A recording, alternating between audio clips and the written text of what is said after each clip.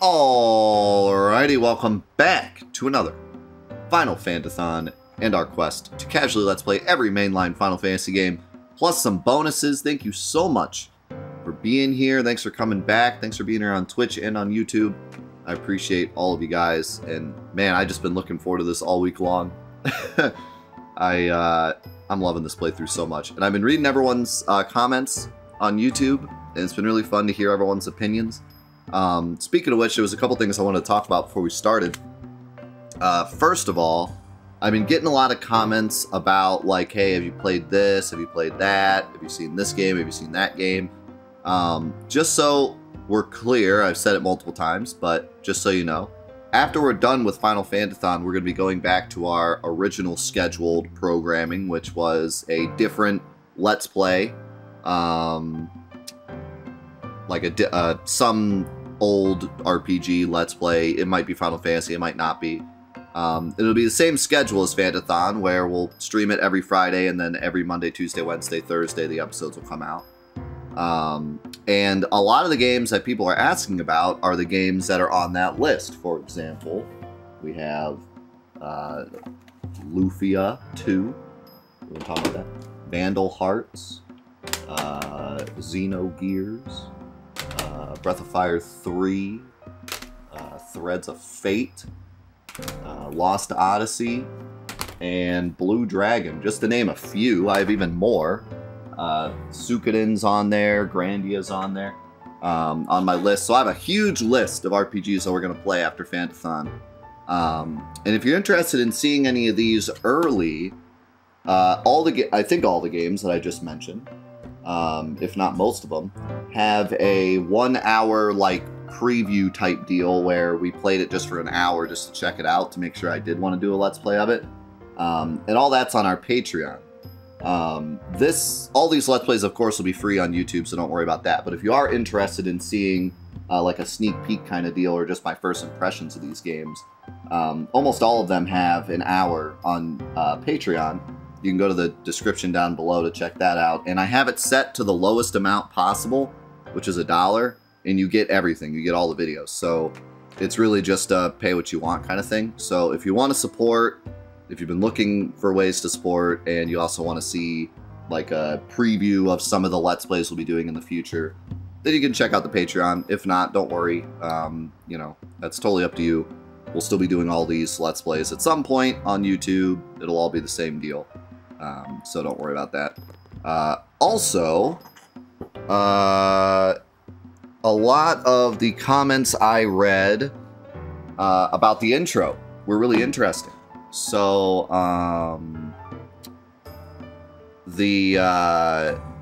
I asked last week, you know, just to people to give their thoughts about, the intro. And, yep, I'm all about money, guys. You know me, all about that money.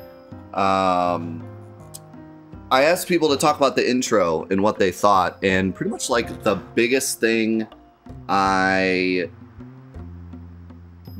people mentioned about the intro was kind of an obvious thing that I didn't even like think to talk about. And that's that, like, the whole point of the intro is so that the intro to Final Fantasy X. The whole thing with the intro is so that the beginning of the game can all be from Tidus's perspective, because it starts with that scene and Tidus is like, this is my story. And then the whole idea is that he's catching us up for the whole, like, first 3/4 of the game. And that's pretty, like, that's like an obvious thing, but I didn't even, like, mention it. So I'm glad people mentioned it. Yeah, it's just like a really good way to tell a story, like really good setup for how to tell a story. There were a lot of other cool things people mentioned, like the tone and the theming of that intro. A lot of people said they don't consider it spoilery, which I think you're right. I don't think it's really spoilery. It would be spoilery if it showed that if you sat on the start screen for too long, but didn't show it when you started the game. Because then it'd be like, that's not supposed to be part of the story, and it's just kind of like a preview thing, but it shows all the characters and stuff, so that would be annoying. But the fact that it shows it at the start, I don't think it's spoilery. I think it's just the way they're telling the story, so I think you're right. The only thing that feels kind of weird about it is like how we know all those characters survive up to that point, but you know, that's the way they chose to tell the story. And any story that has, or any movie or any game or any story that has like a preview to what's to come kind of has that caveat of like, yeah, I guess we know that all the characters make it up to that point. That'd be kind of wild if there was like a story that did that and then pulled the rug out from under you and was like, actually, one of those characters doesn't make it. And we were just lying. Whoa. Check it out. That sunset was different from the one I saw Those in graphics. Kilika. It was quiet, almost gentle. Yeah, that part was just a dream, and actually they're all dead.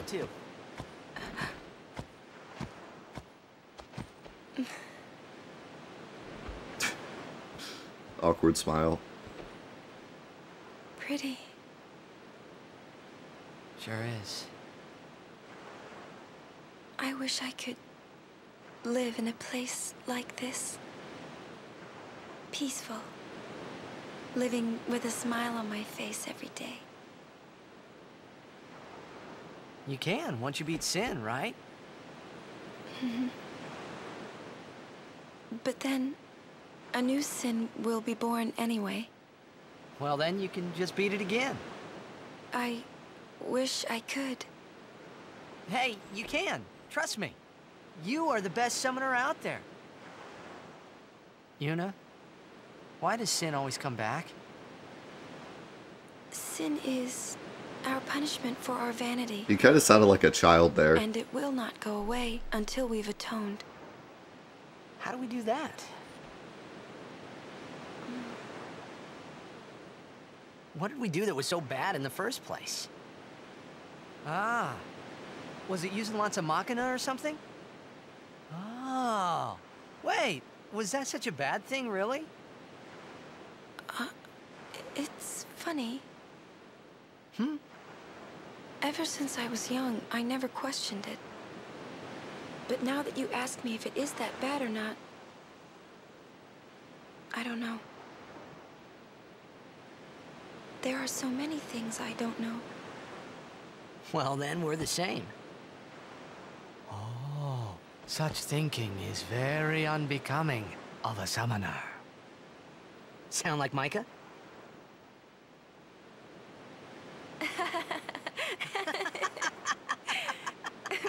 That's not very nice, you know.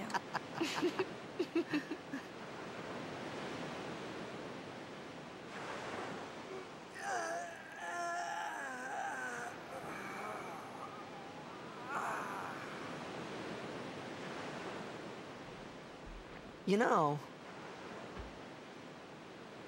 during a game, you have to think of Blitz and nothing else, you know? Okay. Okay. So, anyway. Ah. The way she said that was so weird. You can't think, that's a cute girl on the fifth seat from the right. And you can't be thinking about where you're gonna go on that date, because the minute you do, that's when you lose. You see, Yuna, what I mean is, you really shouldn't worry, you know? After we beat Sin, that's when you can worry about the future. I guess.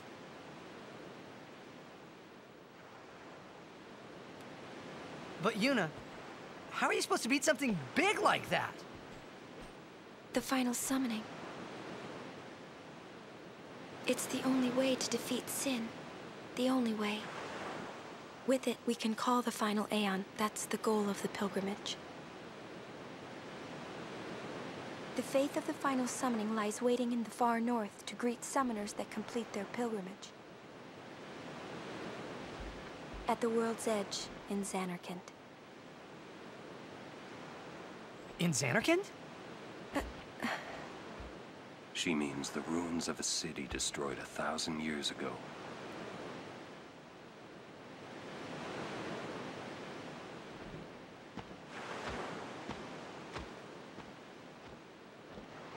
You sure it's ruins?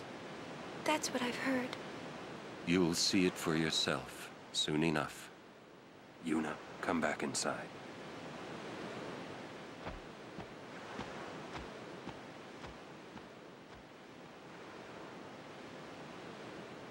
You will go with us to Xanarkand?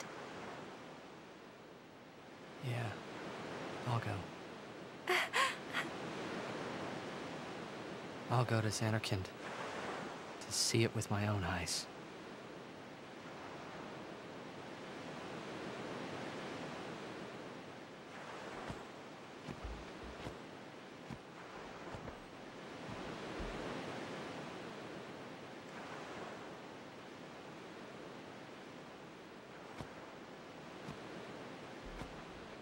I knew it couldn't be my Xanarkand, but I had to make sure.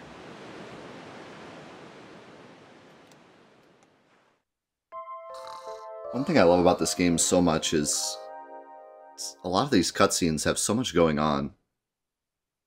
So, like, that scene is super mega important, but for, like, a bunch of different reasons. So, for one, Titus Ooga Booga sad about Ooga Booga's Xanarkand, right? Also, when he walks up, Yuna was doing something, but we don't know what yet. And that comes into play later. Also, it starts to plant the seeds of Yuna's change. And what's so cool is there's just one line in there. Like, the rest of it is all her just kind of saying the stuff she normally says. But there's a really important line that they squeeze in there that kind of like, and then right back to her being her. It's when she says, you know, I've never really thought about it, but now that you mention it, I'm not sure it really was a bad thing. You start to see, like, the way Titus is influencing her, where she's, like, starting to second guess, you know, is this the right thing and everything. But the most important thing about that scene is pretty much everything Titus says the whole scene. Every single time he says pretty much anything. Because it's the main driving force later as to why he does what he does. Because of all the stuff he says in that scene. So, like, everything Titus says there is really important. And it doesn't seem important now, but that's what's so great about this game, is, like, they plant all these seeds, and then later you're like, oh my god. And then when you play the game a second time, you're like, oh my god. But pretty much, like, 80% of what Titus said there, he later regrets. And it's, like, the driving force as to why he does half the things he does later in the game. Gee, thanks. I don't give a crap. Bintasa. Bindasa. Sorry? Forgive me, sir. I meant to say pardon me, but it came out in Elbed. Oh, you're in Albed. Mm-hmm. I am Rin, owner of this establishment. I don't know why he thinks he's Hello, Albed. Sadwi. He speaks English and Albed. He could be either one. Nice to meet you. Ah, well, Oh, I spilled my Helly do coffee. sad we to you too. Helly sawadui. If you are interested, Elbed primers can be found all over Spira. Finding them and learning our language might be fun. Here, let me give you one in commemoration of our meeting. Although you might want to be careful where you speak our language. Hello, do sadwi. Yeah, I hear Albed aren't liked much. Oh, sorry. Adeki Krisa. Someone help! The chocobos! That's our cue. Let's go. So yeah, if you noticed, Oh, thank you for your help. the way the Albed Use talk, this. it's not just English, but the letters are mixed around. Like, there's a whole dialect. Like, the last word that Rin said was chase, but he pronounced it like kase or something. I forget what he said. Huh? But it's, like, so interesting to me how much work is put into their language.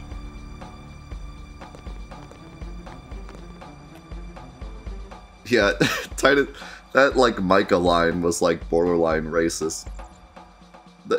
Maybe not the way he said it, but, like, the face he makes. I don't know why they made him make that face. And then him saying that as well, it's like, geez, Titus. Cammy, thank you so much for the Prime, by the way. And Joe, thank you for the 13 months. Welcome back, dude. Hope you're doing well. I forget if we, like... Yeah. I should have saved.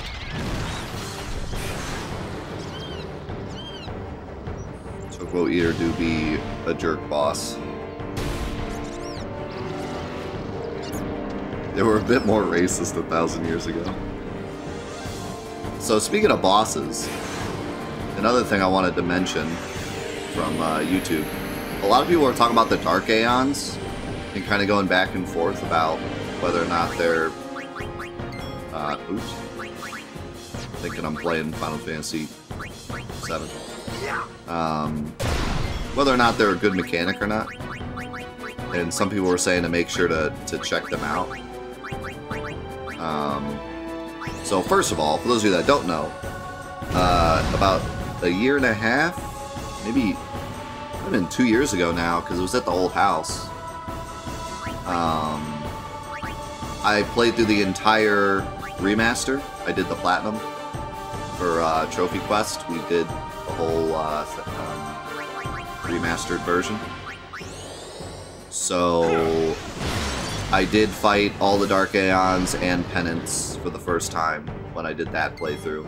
And I also checked out like the Master Grid and all that. So I got to learn all the stuff that I missed out on playing the North American version.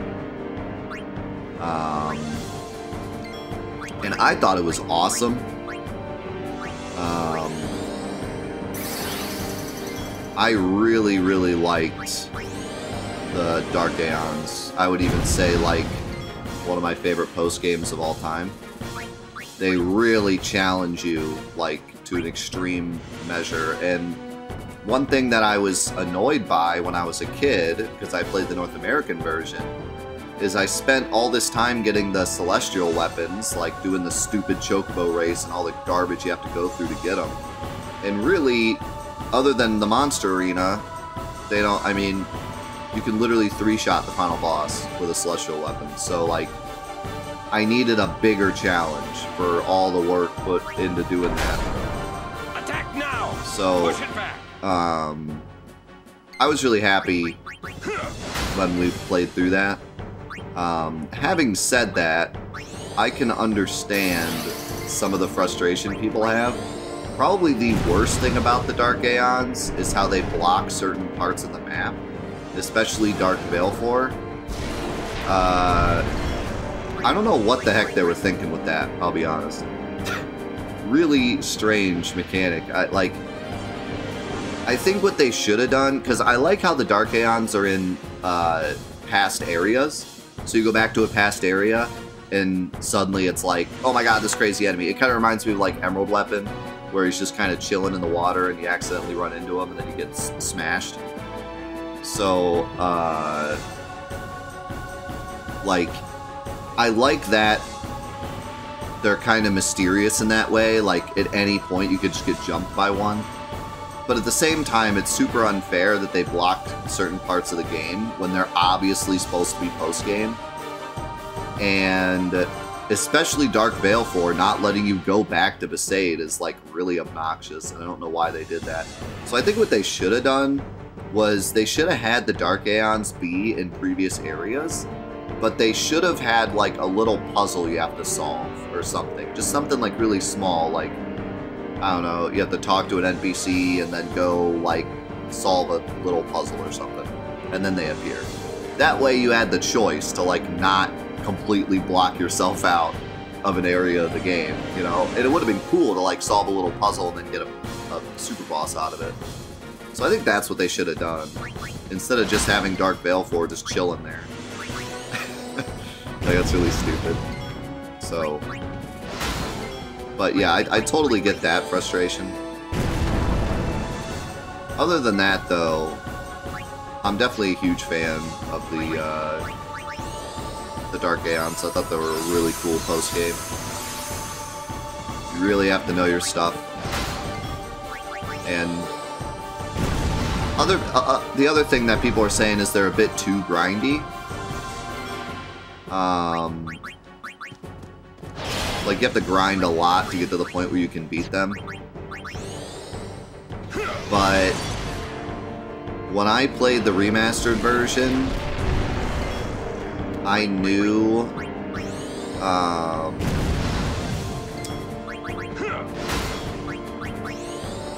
about the Master Tomberry trick, and so the grinding wasn't too bad for me.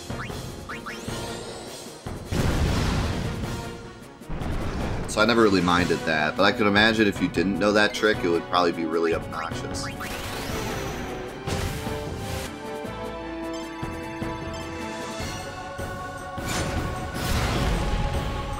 Holy cow!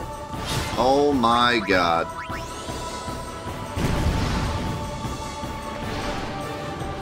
Livestream just dropped the absolute explosion in the chat. Also, someone said, have you ever pushed this guy off? As long as I don't kill him, we should push him off right here. You know what? Maybe not. Oh, almost. I forget the trick for knocking him off. There's a trick for doing it. Putting Orin and Lulu in haste helps a lot.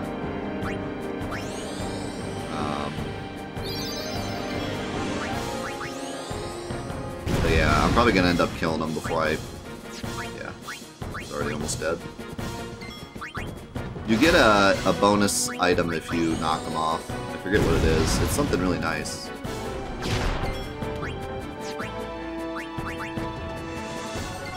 I could heal him. Yeah, sure, why not?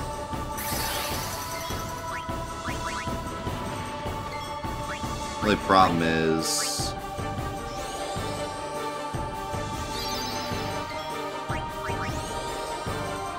if I heal him, I'm probably not gonna do enough damage to knock him off.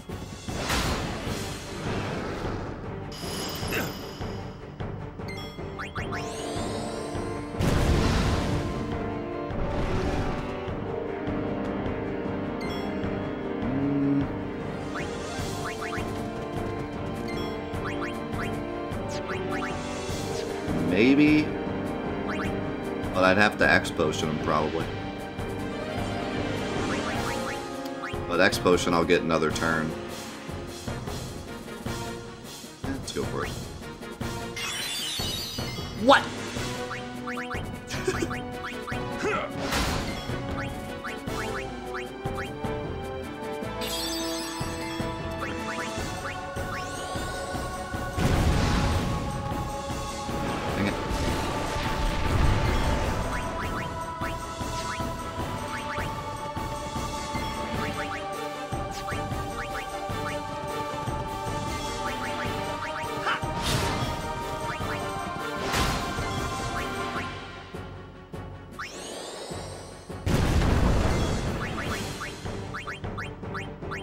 Going Super 5-ish. Orin, can you not crit? I think part of the thing with doing this is like you need to set up his turns correctly so when he gets up he doesn't just immediately push you back.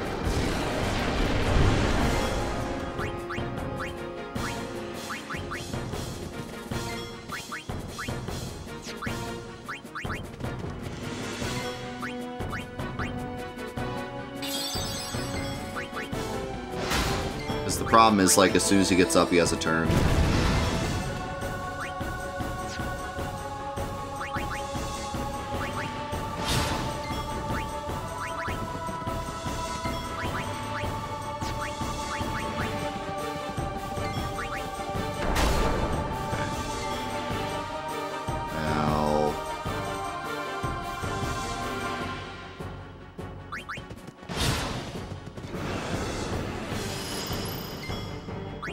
What is this guy doing?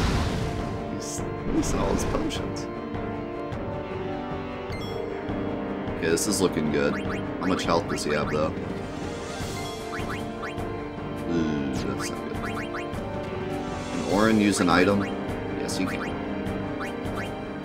Alright, if this doesn't work, then big rip. But I think it will.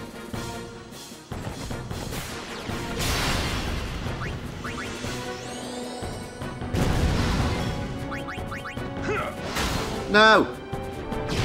Nice. I mean, not nice Orin died, but...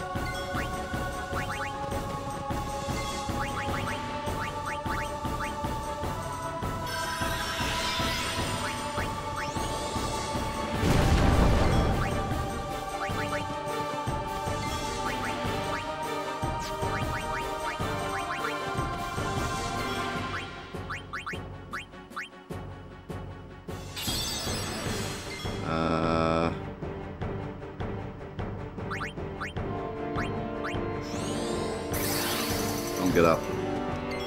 Nice. There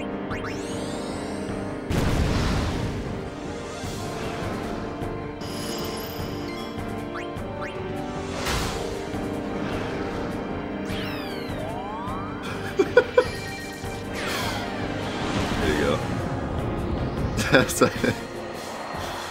what it looks like when you knock him off.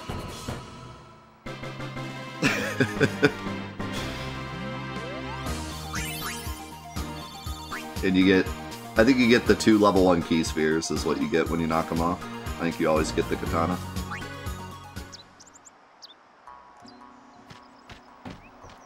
Yeah, and he can push you off the other end and you die if that happens. Have you any interest in renting some chocobos? Chocobos? As a token of our gratitude, the first time is free of charge. Please, ask the attendant if you wish to rent. Thank you so much for saving the chocobos. They really enunciate the chocobos. Okay, holy cow. So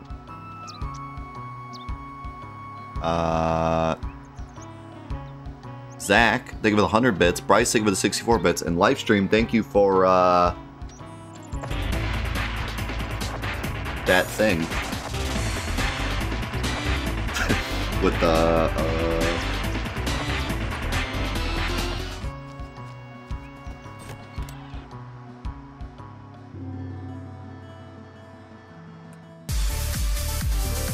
shirts are against the Evan.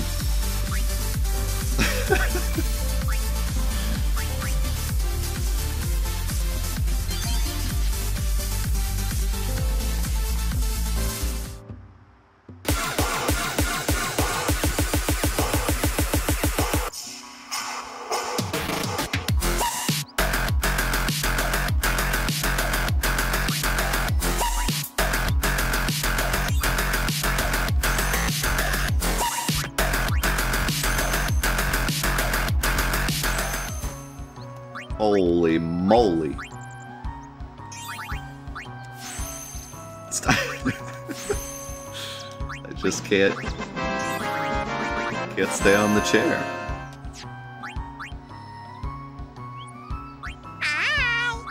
This is the first time I've even moved Orin.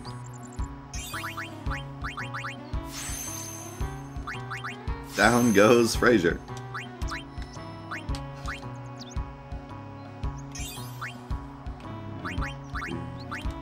Holy cow, man. How's it going, Halo Gate?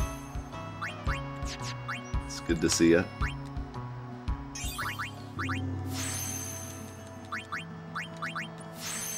Thank you all so much.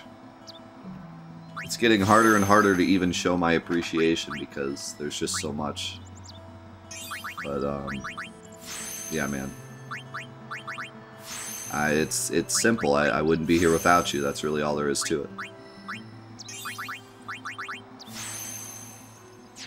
Why does Titus learn Provoke? That seems weird. Shouldn't Orin learn it?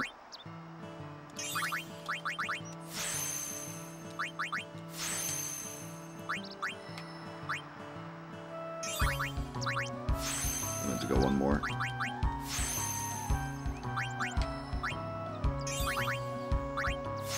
You could show your appreciation by making a 24-hour snakeboat stream. Well, stay tuned.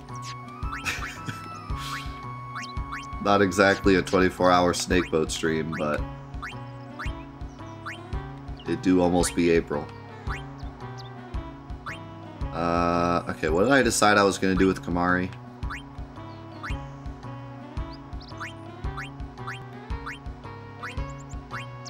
I think I said I was going to go down Riku's path.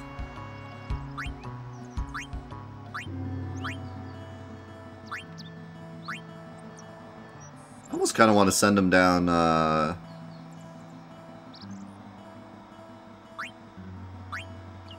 don't want to send him down this path. Make him a second Lulu. The problem with doing that, though, is if you don't use him, he's just useless. Like, he'll just have Thunder, Fire, Water, Blizzard, while Lulu has, like, Blizzaga, Fire Aga, and he'll just be useless. If I take him down Riku's side, Steel is always useful, so...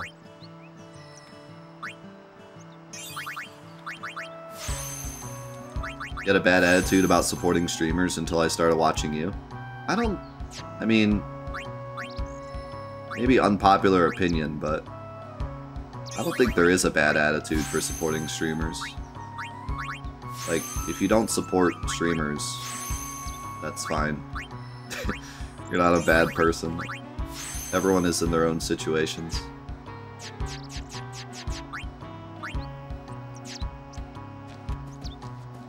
Oh, hello. Oh. No charge this time. Everyone is in their own situation, and like it's totally up to you whether or not you support or not. That's just.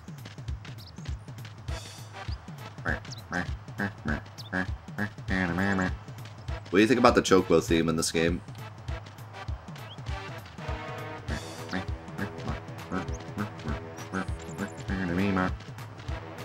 This guy's a little bouncy. Oh.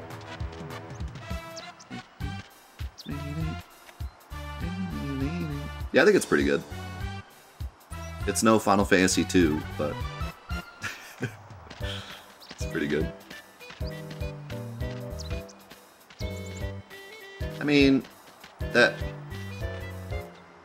don't know. I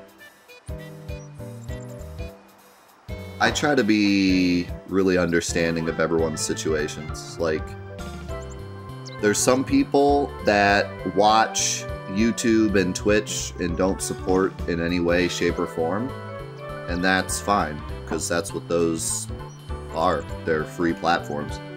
There's streamers who stream on those platforms and, like, beg for money every single day and beg for support. And again, like, I might dislike that, but it's their thing. I mean, they can run their show however they want. So it's up to you to decide, like, if that's annoying, then don't support that person. If you don't mind it, then you don't mind it. Like, I don't know. I just try to... and the thing is, also, sometimes the people that are begging for money, they're begging for money because they legitimately have to if they want to continue doing the thing. So it's like, I don't know. I just try to be understanding of everyone's situation. I don't like when people beg for money. I tend to not watch if I feel like someone is begging for money too much. But at the same time, I'm not gonna, like, say they're a bad person or something. Like, I just genuinely don't enjoy the product if they're constantly begging. But I don't think they're a bad person for doing that. It's their show, they can do what they want, you know what I mean? The only struggle I have, personally, is, like, when I started out, I didn't want to... Like, I've never begged for money, but when I started out, and when anyone starts out, they have to have some amount of, like, hey, like, if you want to support, this is how you support. Like, you have to say something about it, or else you're never gonna, you know, be able to support yourself if you're looking to do it as a job. I was fortunate in that I never wanted to, like, I wanted to do this as a job, but that was never my goal. I had other plans, so I just did this for fun, never worried about that kind of stuff. If people supported, great, but I never worried about that. But some people, especially nowadays, now that it's more of a, like, career path that kids can actually, like, my wife, who is a teacher, they had a career day the other day, and one of the careers was, like, content creator, and I was like, oh no. But, I mean, kids grow up and they watch content creators, so you have to understand, like, it is genuinely a career option for them. Now, granted, it's a terrible career option. Having content creator as your career option is basically like having MLB player as a career option, because it's incredibly rare that that's going to happen. So, I mean, they should, I guess they should, like, they should show it to kids as, like, an opportunity, but it should always come with, like, hey, you need a backup plan because this is, like, a super rare thing. Same thing with, like, football player or whatever. It's like, yeah, you can play football in high school and college, but there's a good chance you're not making it anywhere past that, so you need to, like, yeah, just, like, curb their expectations a bit. You want kids to, like, shoot for their dreams, but at the same time, you gotta be like, hey, listen, it's gonna be tough, you know? But anyways, where I'm going with this is that, like, kids are looking at this like a career choice. You know, that's just the way it is now. So I can understand when kids get into this and they build it around making money. Not because they're greedy, but because that's the way they can support it and continue doing it. So I just don't want to look at every person getting into Twitch and the second they say anything about, hey, sub, just being like, oh, they're a terrible, greedy person. You know, like, I don't want to jump to that conclusion. I think it's a little unfair to, like, jump to that conclusion too quickly. And when, you know, bigger people like AVGN or Linus Tech Tips or whatever, when they do ads and they do, like, sponsorships and stuff, there's so many people that just immediately say, like, oh, they've turned greedy and they're terrible and I can't watch them anymore. And it's like, well, I mean, these people have, like, people under them now. Like, they've turned it into a career. They've turned it into, like, a multiple person job. It's a business. They have employees. Like, there's more to it than just, you know, yeah, you know what I mean? So, like, I can understand that mindset, but I try to be understanding of everyone's situation. So even if I don't personally like it, I try to be understanding. And so, like, yeah, I am incredibly fortunate in that I've never ever had to do that ever. Like, even when I was talking about Patreon earlier, it was legitimately just because I wanted to answer that question that people were asking. I've never had to do anything like that. You know, I've never had to do sponsorships. I've had many people ask. Never done sponsorships other than Raid Shadow Legends, obviously. Make sure to join my clan. You'll get 2 silver pieces. But never had to take any kind of sponsorship or anything like that because everyone here is so incredibly generous, and I've been doing it for long enough now that it just worked out for me. So that's why it's like, it's hard for me to even show my appreciation sometimes, because I'm appreciative every single day I wake up. Every day I wake up, I get to do this for a living, and, like, I can't even put into words how much that makes me happy and how fortunate I am that everyone's here and they support so much. And because I don't know if you guys, like, really understand, like, if you didn't do what you do, I would have to be more invested in, like, making sure my product is like, profitable. You know what I mean? Like, if people weren't as supportive as they are, I would have to go down that road of, like, okay, either I quit doing what I do, or I make it profitable enough that I can keep doing it. And I don't know if I would want to do that. Like I said, I take all of this as a blessing. not as a business, not as a thing that I got into to make money. This is all a blessing. When I graduated college, I wanted to do something else. And this fell in my lap. And I said, I'm doing this because I love it, and I love the community, and I love the people in it. But if I got to the point where I had to start making this profitable on my own terms, or else I had to quit, just being honest, I don't know if I would do that. Like, if I woke up one day and it was like, hey, you got to either take the Raid Shadow Legends sponsorship, or you got to pick up a second job and maybe not stream so much and maybe not make as much content, I probably wouldn't. I'm just being honest. And like I said, this is just me. I'm not mad at people for taking Raid Shadow Legends sponsorships, but just me personally, I don't think I could do it. Just because when I got into this, it was always for fun. It was always for fun. I used to stream for 3 people. It was me, JRM, Miss Crixie, and Zuloff, and later Tropton. And it was us and Snipes. Us 5 sitting in a room playing Doom mods, and that was my stream for like 4 months. And I was fortunate that it was only 4 months, but I also did YouTube for like 10 years for like 100 people, so... But anyways, I did this for a very long time, for a very small amount of people. It was always for fun. It was always just for fun, and just for the love of doing it. So, now that it has become what it is, if I were ever to hit that impasse where I would have to start taking sponsorships or else I couldn't continue to support it, I don't know if I would make that choice, because I want to stay true to what it was in the beginning. And what it was in the beginning was just for fun and for the community. So that's just me.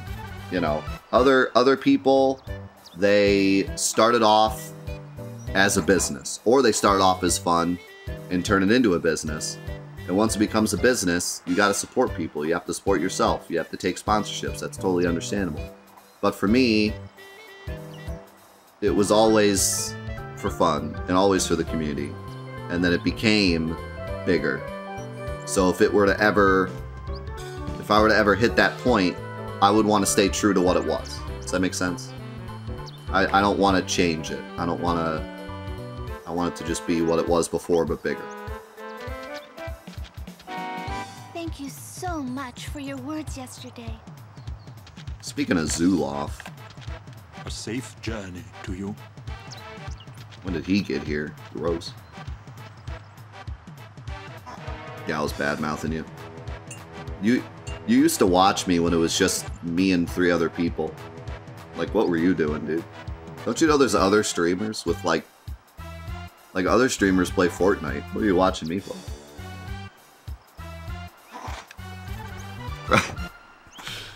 Sounds boring.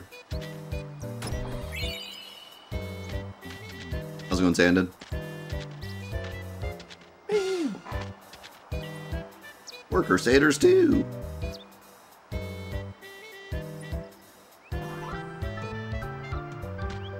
You wanted good content, not some 10K viewer streamer? Hey, some 10K viewer streamers have good content.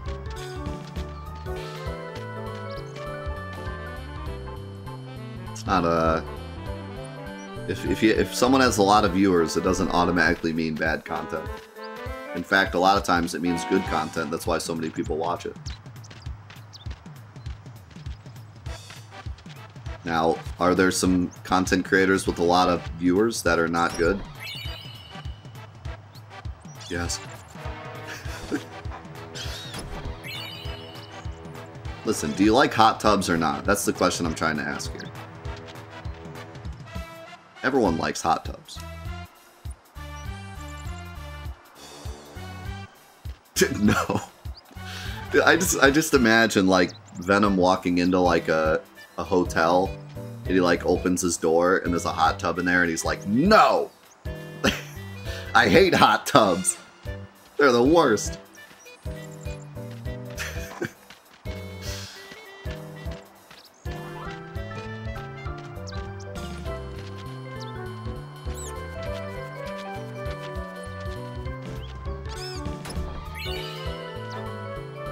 Dude, hot tubs are great.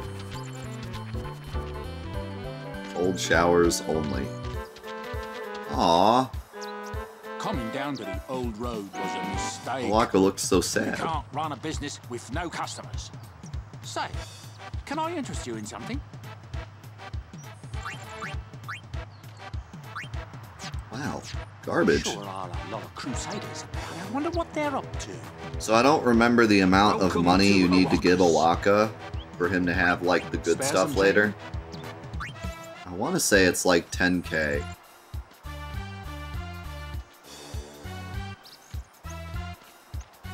Screw it.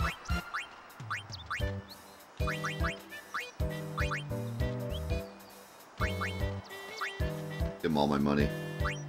Make it up to ye, that I will. I ain't gonna be buying nothing. Actually, there is one thing I wanted to buy, but oh well. Too late now. Mars Crest. That's one of the items for the ultimate weapons later. Now we have 2 of them.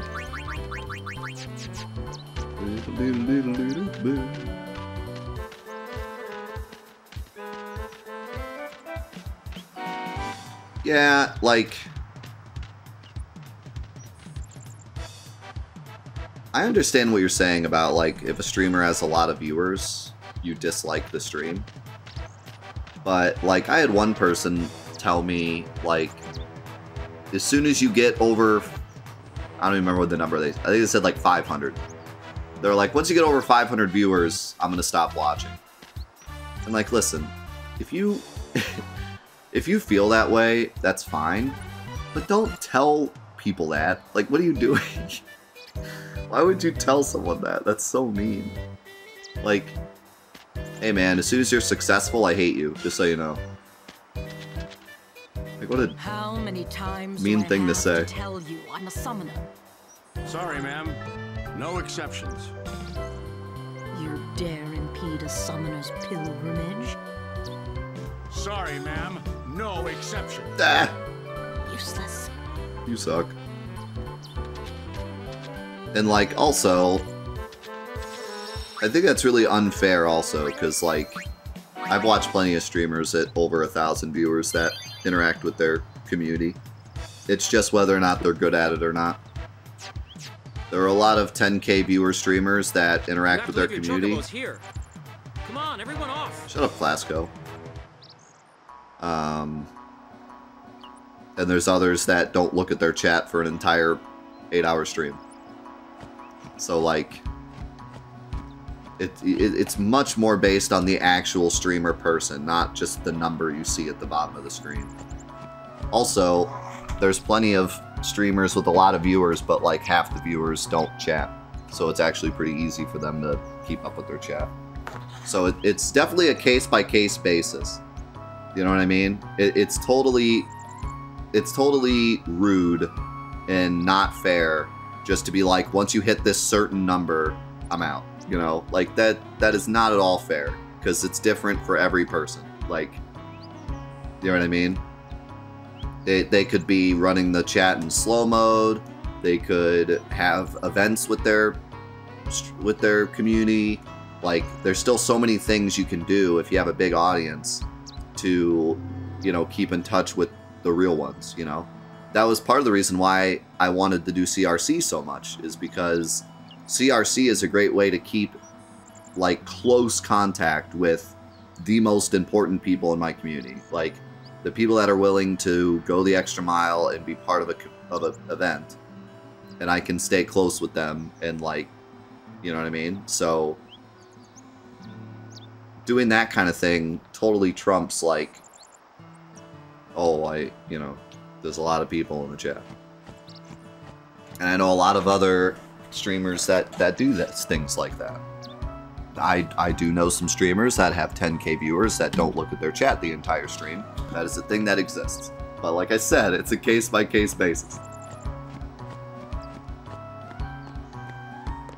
Gata and Luzu reporting, sir. This is the last of them.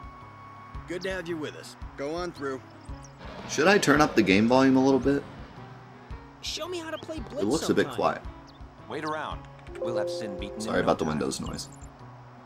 Yeah, no, it feels quiet to me. I'm gonna turn it up a little bit. It's the same volume as it was yesterday. Or last week. For some reason it's quiet. Also, this guy sells stuff, I think. Any donation toward Operation Meehan would be greatly appreciated. He just wants my money. I think if you do this, he gives you something cool. But I already gave him my money to Awaka. Hey, you're a summoner, and her guardians, right? Sorry for the inconvenience. Thank you for your cooperation. Thank you for your cooperation. I'm sorry, I can't let you pass. Yeah, I remember it being a ring. I don't remember what it is, though.